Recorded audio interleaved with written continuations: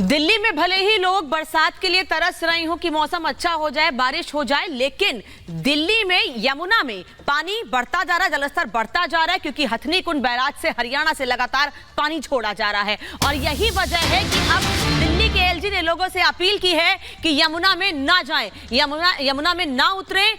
ये अपील की है दिल्ली के एलजी विनय कुमार सक्सेना ने। उन्होंने कहा है कि यमुना में बाढ़ का खतरा है, इसलिए यमुना में प्रवेश ना करें। निधि, तो अपील की गई है कि क्योंकि लगातार मौसम खराब भी हो सकता है, ये भी बताया गया है, और नदियां उफान पर हैं, इसलिए दिल्ली को सावधान रहने की ज़रूरत है। दिल्ली वासियों से अपील की गई है कि यमुना से दूर रहें, यमुना नदी से दूर रहें। जो पानी का स्तर है वो बढ़ सकता है, खतरे के निशान को छू सकता है, उसके पार भी जा सकता है। हथनी कुंड बैराज से 1.5 लाख क्यूसेक पानी छोड़े जाने के बाद दिल्ली में यमुना का जलस्तर खतरे की तरफ बढ़ने लगा है। हम इस समय दिल्ली के आईटीओ पुल के पास हैं और आप देखिए कि दिल्ली में जिस तरह से यमुना का फ्लो दिखाई दे रहा है, यमुना का ये फ्लो साल भर कभी नहीं दिखाई देता है। और देखिए किस तरह से कितनी स्पीड में यमुना का पानी बह रहा है। और इस समय जो बताया जा रहा है 204.33 मीटर यमुना का जलस्तर है और ये जलस्तर 205.3 जाने पर खतरे के निशान को टच कर जाएगा। और जब ये 205.33 जाएगा तो आप देखिए कि जो पुल के ऊपर की जो बची हुई जगह है, यानी पुल का निचला हिस्सा, वो टच कर जाएगा और ये खतरे का निशान माना जाता है। हम आपको दिखाते हैं कि ये यमुना नदी पहले किस तरह से आपने देखा होगा कि दिल्ली में इतनी स्पीड से कभी नहीं बहती हैं, लेकिन जो 1.5 लाख क्यूसेक पानी छोड़ा गया है उसके बाद ये स्थिति अभी की है। और कहा जा रहा है कि 24 या 48 घंटे बाद, यानी शनिवार तक माना जा रहा है कि ये खतरे के निशान को छू जाएगा। और उसको देखते हुए प्रशासन ने काफ़ी एहतियात बरता है। यमुना नदी का जो निचला इलाका है, जिसे खादर कहते हैं, वहाँ पर जो लोग रहते हैं, जो निचले इलाके में जो रिहायशी इलाके को टच करता है, वहाँ पे सबको वार्निंग दे दी गई है, खाली करा लिया गया है।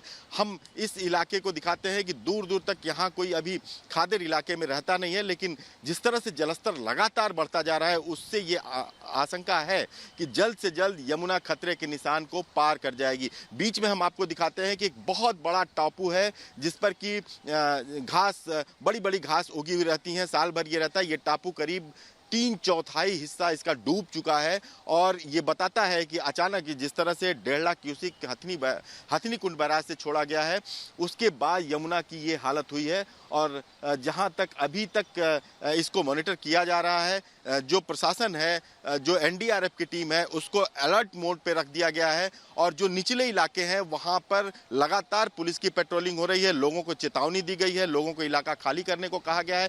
लेकिन हम इस पुल की बात करें तो इस पुल पर अभी भी इसका यातायात चालू है, लेकिन खतरे के निशान को अगर टच करेगी तो हो सकता है कि यहाँ पर भी रूट डाइवर्ट करना पड़े। लेकिन फिलहाल अभी आज शुक्रवार की करीब 3 बजे तक का समय है और इस समय देखिए यमुना का जो फ्लो है, यमुना के पानी का जो स्पीड है, और उसको देख के ये लगता है कि और खतरे के निशान की तरफ ये बढ़ेगा। जिस तरह से पानी हथनी कुंड बैराज से छोड़ा गया है और प्रशासन इसको लेकर मुस्तैद है। हर साल इस मौके पर जबकि देश में दूसरी जगहों पे भारी बारिश होती है और हथनी कुंड बैराज पर दबाव बढ़ता है तो वहाँ से पानी छोड़ा जाता है, लेकिन प्रशासन हर बार इस तरह की व्यवस्था करता है। जो एनडीआरएफ की टीम है वो अपने नावों के साथ किनारे के जो जगह है, जो निचला इलाका है, वहाँ पे लगातार गश्त देती है। पुलिस की भी पेट्रोलिंग चालू रहती है और इस तरह से यहाँ पर दिल्ली में जहाँ जितनी भी दूर तक यमुना बहती है, जहाँ पे